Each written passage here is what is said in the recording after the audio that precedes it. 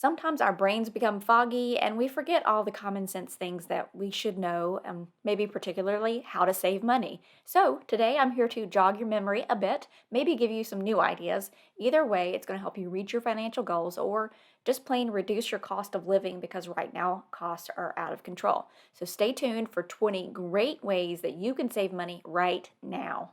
The first one I want to talk about is to stop buying things just because they are on sale or on clearance.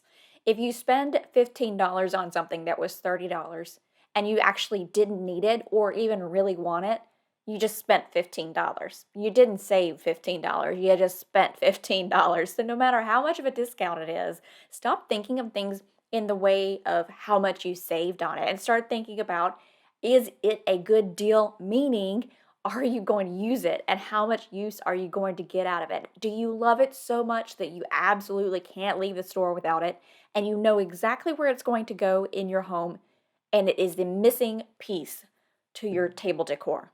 You need to have a legit reason to buy this thing, not just because it's on sale. I hear all the time that this is one of the number one kind of resistance issues for people who have a bad, like one of their bad spending habits is they can't help but buy something because it's on sale. My second tip is regarding decorations.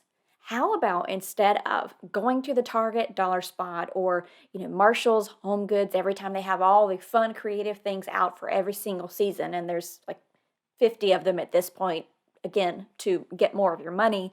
Yeah, they look beautiful, they're aesthetically pleasing, I need to have them, but you end up wasting so much money buying all this stuff, and then the next season you want something new because there's always new things coming out.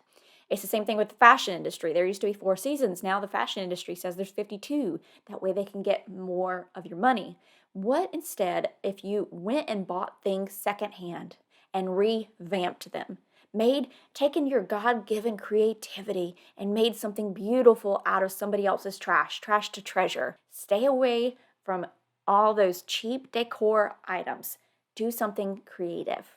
Number 3, spring clean your subscriptions. We live in a very subscription based society now, meaning that's how things are. You pay for subscriptions to listen to music or to watch TV or gym memberships or your Audible reading memberships. And over time, they start to develop. There's more and more and more of them because you haven't really sat down and evaluated them and reanalyzed, do you really need them? So, my biggest recommendation here is to write them all down and give them a rating between 1 and 5. Do you really use them every single day? And 5, I haven't used it in months. Those that you rate 4s or 5s or maybe even 3s, you definitely need to get rid of. But unless you do an audit, you're never going to be able to get ahead of these things and stop them in their tracks. These are slow pinpoint or pin needle leaks in your boat that add up over time. Number 4 is to eat what you have already before you go out and buy more. So even if you're meal planning, go ahead and go in your fridge before you write down what you're going to eat for that next week and see what you have in there, what you can make into something new. One of my favorite TV shows, it's actually just a series, small series on Netflix that probably from 3 years ago that I watched recently, was The Best Leftovers Yet or Ever, Best Leftovers. Go on Netflix and look up Leftovers. It's so great because they take leftovers and turn them into creative brand new dishes. I think it's very interesting. But being able to eat what you already have. I'm not really into that. Well, if you're trying to save money, then you need to get into that. Number 5 is to renegotiate your insurance rates. This is something that can save you big money and fast. The insurance industry is very competitive, and I'm talking about car insurance, home insurance, insurance on, whatever you might have. Maybe you have boat, automobile insurance. Renegotiate this. Go out to bid, get multiple bid, ask the companies if they have discount programs, perhaps safe driver, veterans, first responders. I mean, it doesn't hurt to ask. Usually, if you bundle your home and your car and whatever else you might have, you will also get a better deal. So, yes, this is kind of a pain. It takes more research and it's not very glamorous or fun. But hey, you know what? If you could save $200 a month, isn't it worth 30 to maybe 45, maybe an hour of your time to go ahead and go out there and ask and check out online? It's so much quicker nowadays than it used to be. And perhaps for your particular situation, you need to go ahead and reach out to an insurance broker, somebody who's a professional who can bid out the insurance with multiple companies, that might be beneficial for you and your situation. Number 6, get out of debt. High interest rates hold you captive. They take advantage of your money. Get out of debt. Make it a priority. I know a lot of you had mentioned that this is your goal this year, so I hope that you can take the lessons and the information from my channel that I provide in my videos and other great channels on YouTube that do the same. Implement those to save more money that you can put towards that debt and get rid of it for good. The feeling that you feel when you start to tackle it is accomplishment. You've taken control back from your money. Number 7 is to eat at home more. Sometimes you just have to make it more fun, make it more interesting, and maybe you need a little bit of motivation. This is one thing that I'm on a big kick this year is being more interested in making different types of foods that I'm not that are outside my comfort level. There's another one, talk about another show, cooking show. I've been on a cooking show thing. So I'll put it on in the background while I am cooking or while I'm doing laundry, but it's called Cook at All Cost.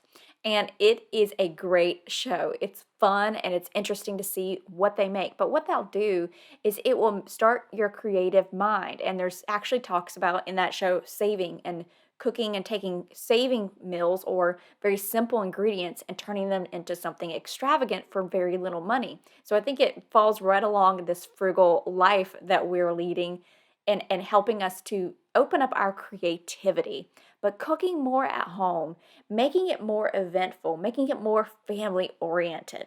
This is one I am sure you've heard before, but let me tell you, it is impactful. Do not underestimate the amount of money you can save by using cash and saving the change. This is our big old change jar, or one of them. We have two. This is my daughter's. I think this was a pickle jar from Costco. This thing is huge and heavy, so I'm just going to put it down. Ours is full. We need to count it out and take it to the bank. That's for sure. But saving the change, I mean, we could get several $100s out of that jar. That one's probably going to be able to pack in more once we get it full and take that money and do something fun with it or put it towards your debt. The thing about spending money versus credit card, yeah, you may not do it 100% of the time. I completely understand that. Sometimes things just, online purchases only take credit cards. I get it. But doing it more often where you can is when it's going to help you save money. It hurts more to spend money in your hand now than it does to spend money from the future you. You can see this with people who buy things up outright. It hurts like it's a big purchase, or somebody who finances something. It doesn't hurt as much. When it hurts more, you end up saving more. Number 9 is one that I came across last year, and it was when I was really I wanted to do my nails, and I am not talented at doing my nails, or patient, probably more is the big thing. So regular nail polish just wasn't my thing.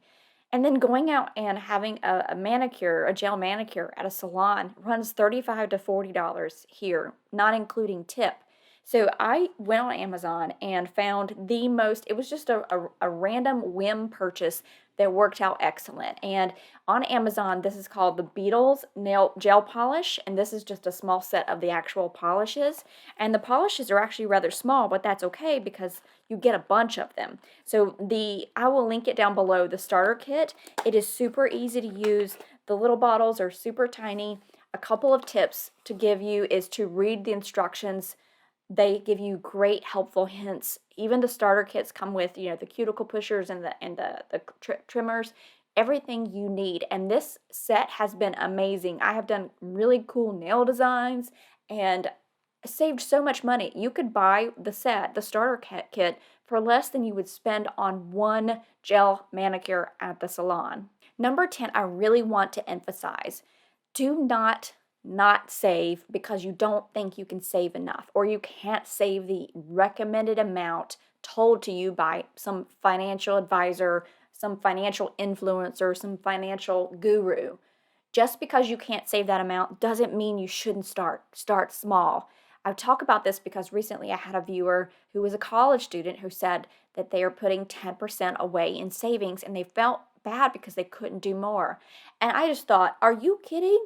You are doing awesome. You are rocking it out. Realize how much better that you are doing than probably 99% of the other college students. I am proud of you for putting 10% away. And yeah, you're a college student. It might be a part-time job and it might not be that much, but it's those people who start with those habits at a young age that end up being the millionaires in their 30s because they started out somewhere. Just start. I don't care if you're 55 or 60. If you're starting now, start out. Start small. You will see the impact quickly. Don't feel bad if you can't reach that goal 15 to 20% that's targeted. Start out small. Number 11 goes hand in hand. It's keeping track of your net worth. If you don't know where you're going, you're not going to get where you want to be. We have a net worth tracker. And how do you calculate your net worth if you don't know? It's taking your assets minus your liabilities. So, for instance, we would take the value of our home, what we could probably sell it for right now, minus the mortgage. So it's an asset at, let's say, $400,000. Let's say the mortgage is $100,000. That's a net of $300,000. Now, we don't use cars because they are a depreciating value. We don't use them in our assets, even though they are paid for. But your 401ks, your HSAs, if you have a 529 for your child, if you have, let's see, IRAs or savings accounts, obviously, those are all assets minus liabilities. So if you have car payments, if you have credit card debt, if you have student loans, that's how you'll calculate your net worth. Don't feel bad if it's negative right now. That's okay. Guess what? Now you know where you need to work. Now you know what you need to do. Now, don't look at this all the time. We look at this on January 1 and on July 1. We don't even look at our retirement accounts in between them because it would just make you crazy, especially right now, to see the fluctuations in the market. It would make you nuts. So looking at it every 6 months is a good way to keep a pulse check on it and see where you are net worth. Number 12, build your emergency fund. I can't push this one enough. Guess what? I know it's going to be a shocker. Emergencies happen, whether they be personal, governmental, environmental. You never know what's going to happen. It may not be directly from you, it could be from anywhere. So be prepared. Do this now. If you have to sell something off, get yourself a pile of money and put it away. Act like you don't even know it's there. Put it in a bank across town. Don't put it in the bank. If you're one of those people that likes to transfer easily, don't put it in the bank with your regular operating account, or talk about corporate operating account, your regular checking account, okay? But you have to have this emergency fund because they will come up and you don't want to have to put this on a credit card or take out a personal loan and pay extra interest on that. Don't put that extra stress on yourself if an emergency does happen. Number 13 is one I'm going to get on a little bit of a soapbox about. I could probably film an hour-long video on the detriments of this, but put your phone down. That is what I want to say to so many people when I'm walking around and seeing this phone in their face. This thing is making us dumber. Stop trying to keep up with the Kardashians or the Joneses or whomever you're following. Stop measuring your self-worth by how many likes you have. That is not what makes you worthy. You were made in God's image. That's what makes you worthy. That is what to seek out. Not everything on your phone is bad. I completely understand that. These things have really helped us to advance, but we've taken it farther is what we usually do, and it's been bad for us. Scrolling on your phone endlessly, wasting time, which by the way, time is one thing you can't buy back more, and you can never get back. Scrolling for no reason is benefiting nobody. It's making everything worse. Now, perhaps you're on YouTube now watching this. There are things that can be done that are good on your phone. Keeping track of your budget, keeping a great list so that you know what you need to do throughout the day or what you might want to buy. There's good reasons to have this thing, but we have to learn some self-control. If you're on your phone now and you're watching this on YouTube, then you're doing it intentionally. You're looking for advice, you're looking to learn, you're looking to expand. Perhaps you use your phone as your audible so you can listen to books that help you self-improve. We just have to learn to use this device for our good and recognize when it's not good for us. How does this even save us money? Do you know how much money we spend because we're trying to keep up with all these people? Because we want to get more likes, because we want to get more praise, because we want to be more seen? We spend so much money and we shop on this thing. We open up apps all the time, Amazon, and shop endlessly.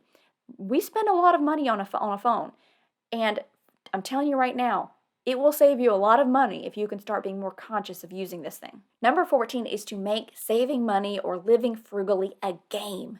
Do you remember when you were younger, or perhaps you were a parent and you did this with your kids, but you made cleaning up a game, or you made eating vegetables into a game, and the kid was so much more into it, or you were so much more into it when your family or parents did that?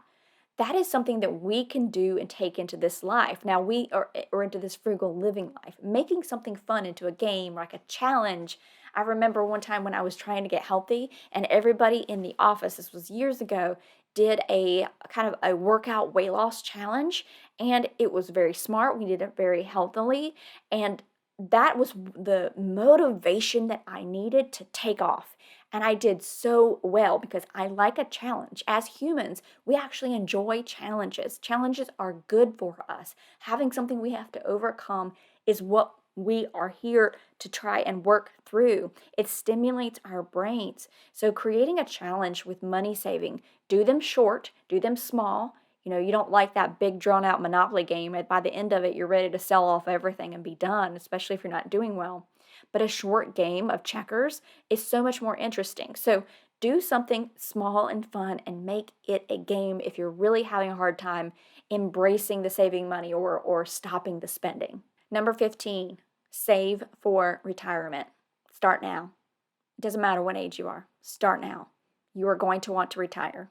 At some point, the likelihood of you living past retirement age is pretty darn good, especially as we continue to advance. We need to realize and stop depending upon the expected programs that are going to send us fixed amounts of money. Who knows what's going to happen? Who knows if that's going to be enough? I'm sure you've all heard stories about people who are in these situations now where they're living on a fixed income, and maybe they didn't have the programs of savings or the knowledge of the savings programs or saving throughout their life, and they're having hard times, and my heart hurts for them. My heart hurts, and I want to do more.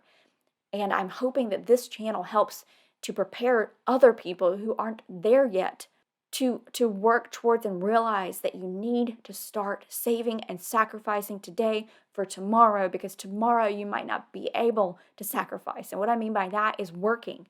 You don't know how long your working years are. So do what you can now and stop putting it off. Talking about saving money and making it fun. Do those short-term money challenges, okay? These are the ones that are going to give you the quick wins, as I was talking about. So this kind of leads into the other one about making saving fun, which you can do competitions with other people, but it doesn't have to last forever. Doing these can be short-term goals, but make sure that you don't get burnout. So make them easy and very impactful. So maybe it's the $5 challenge, or maybe it's a month of no spending or a low buy. Those are more difficult to do, so maybe do a 1 week no buy, or I think my favorite one is picking a day during the week where you don't buy anything you don't need. Perhaps Monday. Every Monday, sorry, I can't buy anything. Yeah, you might need new shoes because the soles are falling off. We're going to buy those on Tuesday because Mondays are no buy day. Number 17, speaking of good uses for your phone, Google Notes. One of my favorite things, keeping lists of the things that you want. This is awesome because it's going to save time when you're shopping and you're going to be focused. If we go back to number 1 where we talked about not just buying things because they were on sale, well, if you go to your list and you notice that there's something on it that you needed, that you wanted, that you put on that list a month ago and you find it on sale, hot dog, let's go. That is the great part about this list, because we can't possibly keep all these ideas and thoughts and remember everything at the front of our brains. And having a list helps you endlessly. The other great thing about the list is you may realize you put something on there a month ago and you no longer want it, that it was just a fleeting want. Now, if it's still on there a month later and you still really, really want it, then you know that you can justify that purchase if it's within budget. Number 18, the path of least resistance, stay out of the store. And that also includes being on retailers' websites. If you are really trying to curb impulse buying or buying of a particular item that may be your thing, whether that's shoes, clothes, handbags, tools, whatever it is, you're not going to continue to walk into Home Depot if you have a problem buying all kinds of home repair and home upgrade items every time you go in there. Not a good idea. If you're trying to reduce your sugar intake, go back to the example of the donut shop, you're not going to go buy it if you know you have very little self-resistance again, or self-discipline against going in there. Don't go in the store. Stay out of them. I promise. You can't buy it if you're not there or you're not online. Number 19 is to examine your team. I had a friend one time years ago, and I believe the only way we bonded and really the only thing we ever did was go out to eat on Saturdays and go to the mall. And this was back when I was spending a lot of money. And what I realized when I went back to my frugal ways is that we didn't have a lot in common. And she didn't want to do anything else. So that friendship wasn't laid in good values. It was just laid in spending money, which wasn't good for us. So we went our separate ways. I'm sure we're better off for it, both of us. And I always think about that with relationships, as people are put in your life for particular reasons, and to thank them if they have to leave your life because they are there to teach you lessons. And examining who you surround yourself with. You've probably heard you're like, think about the 3 to 5 people that you're around the most. You're probably very similar to them. Examine that team. Do they hold your values? Do they have traits that actually are things that you're trying to work on? I know for me and my husband, we've been together for almost 14 years now. We've been married for, it'll be 13 years at the end of the year, so 12 and a half years. We are so much more alike now than we were when we first got married because we're around each other, right? And if you have been married for a long time, then you probably realize that you start to take on each other's characteristics or habits, or you still are individuals, but they start to blend. So this does not mean you have to get rid of the people who don't have the values, or that person that likes to shop. It means maybe pulling back and re-examining and deciding if there's other things that you have in common, and realizing that you do not have to be swayed that way. You can still have a relationship, but perhaps you need to branch out and see what other relationships are out there. Being around people who have the same values and goals in mind helps to bloom and grow yours. Number 20 is one that I did recently that I don't do very often because I don't tend to need to, and it was to declutter my closet, which I haven't done in probably 18 months. But oh my goodness, I forgot how good it felt. I cleaned it out, and I realized that doing this, it just makes you remember what you have and realize that you have enough. No one cares if you wear the same shirt 2 weeks in a row. I mean, they likely don't notice. I know I don't. I'm not ever here keeping a journal saying, oh, Susan wore the blue shirt, plaid pants Tuesday. It's Thursday. She wore that same thing last Tuesday. Jeez, girl. Who's doing that? I don't know anybody who's doing that. If somebody's doing that, they got a problem and they need to figure some other things out in their life. Declutter your closet. You will realize how much less you actually need. Tell me which one of these tips was your favorite, which one kind of hit home and you want to start implementing today. Put it down in the comments. I would love to hear from you. If you want to help my channel out and help share it with other people, then please click on that like button, comment down below and say hello to me, and don't forget to subscribe to the channel. It's completely free to do. All you do is hit the subscribe button, and that makes sure that you see my videos whenever I do upload a new one. I would love to have you back for more videos.